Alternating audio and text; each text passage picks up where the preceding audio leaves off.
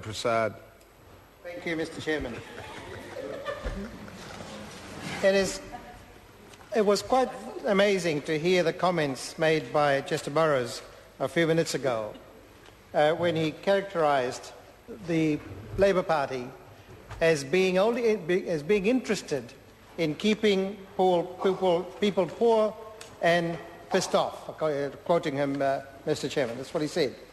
And really, it's a pathetic set of statements, Mr. Chairman, from that member, when that member ought to know full well that really the work that has been done by this party over a long period of time has produced many of the leaders of New Zealand today, captains of industry, who have done exceptionally well. They have no interest in really doing what he says we're interested in, and who still support the very principles that this party stands for. He is, however, right in this sense, Mr. Chairman, that people do want to work and do want to work hard. Then I wonder why Mr. Burrows and members opposite lose sight of that fact, Mr. Chairman. Because a very, very short time ago, and many members of this House will remember very, very well, New Zealand had the lowest unemployment rate in the OECD. And how did that happen? That happened because the climate was created for people to have jobs and people worked. In fact, the numbers were so low that I don't think Work for Income could have done much better than they did. Now, that proves, and still proves today, that New Zealanders do want to work. They want to get out there, get a job and do well. And in fact, the figures that Mr. Phil Goff quoted this morning, about 2,700 people going for 150 jobs just today, demonstrates that point. So what has changed now that this bill requires people on unemployment benefit to reapply every year? Why is that necessary if it's not simply to be absolutely punitive and to demonstrate their ideology, their right-wing ideology that really punishes those who somehow, for a short period, take advantage, is supported rather by the state.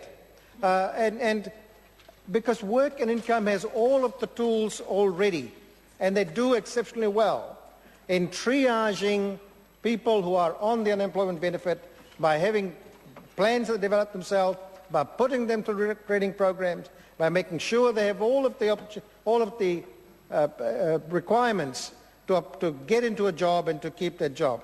So, and that's the approach to take rather than this rather punitive one that this particular bill takes. But, Mr.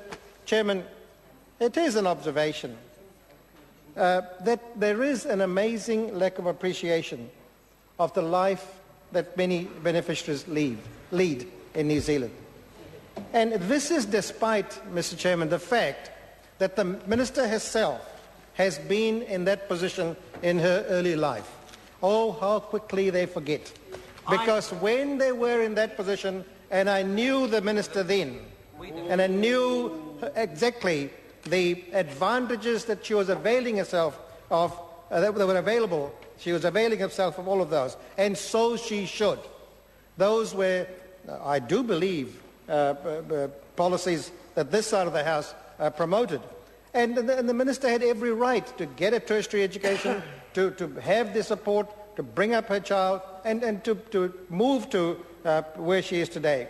Why is it then that members like the Minister, and there are others that have gone through this House, that adopt a conservative, punitive approach towards this, mainly women, this particular group, and towards their children, by really putting them through the grid? There is nothing in this bill that can be said to be developmental for the life of a solo mother bringing up a child.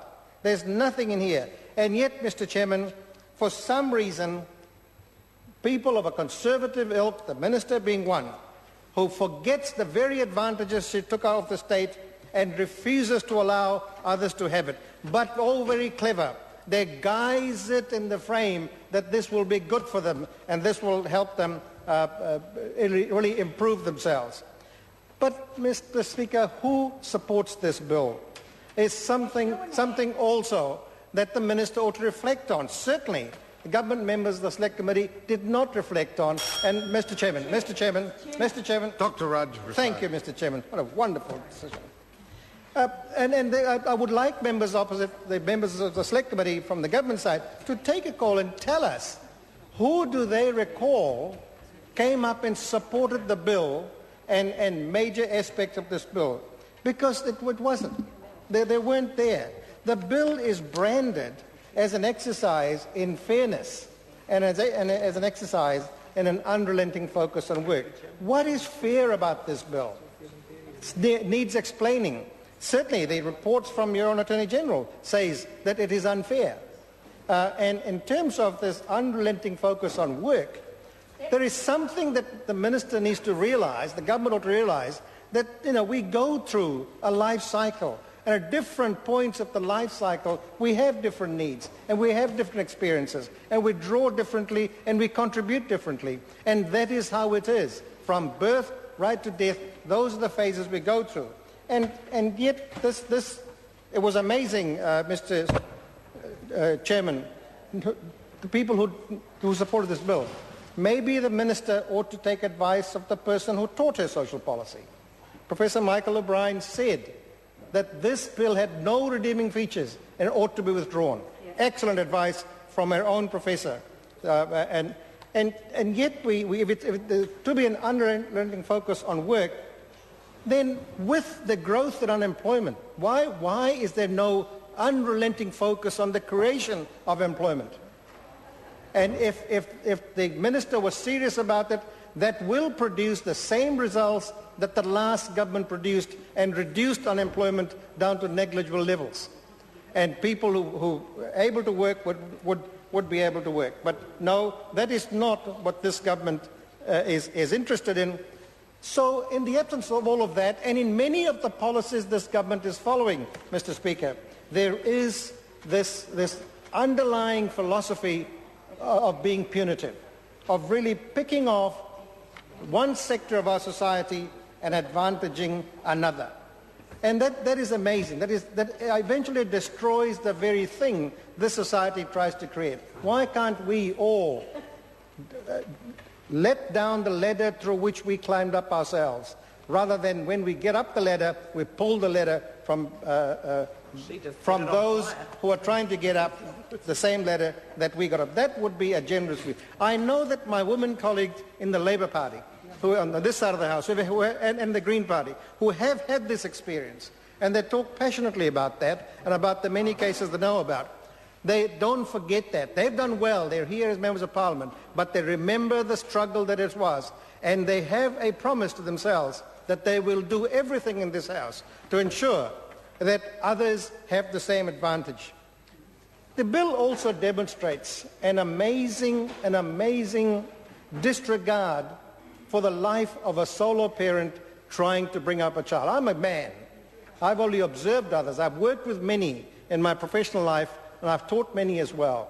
And when you've worked with people in that particular situation, you go home and simply marvel at how some of those women, particularly soul mothers I'm talking about, who can manage 2 or 3 children, do a whole bunch of volunteer work, keep the family connections growing, and still do well on the smell of an oily rag. And then to come into this House and be confronted by a policy that this bill reflects, that it's simply saying, well, they ought to do better. They really have to get back into work, and we will command that be so. It demonstrates an amazing disregard for what these women do. I have a 13-month-old granddaughter, Mr. Chairman. I see my daughter, who really, the efforts that she has to go through to bring up this child, and she has a husband, and she has grandparents like us. And imagine what it's like for sole parents who are on their own trying to do this. Because what this bill says is that after your youngest child goes to school at age 6, somehow, and so you will be free from the time that young child goes to school to the time the child comes back from school to work. Assuming that they have nothing else to do to prepare for the life of 1, 2, or 3 children, and to do the amazing amount of voluntary work that these women in particular do. So we have an SOP that really wants to define voluntary work as work.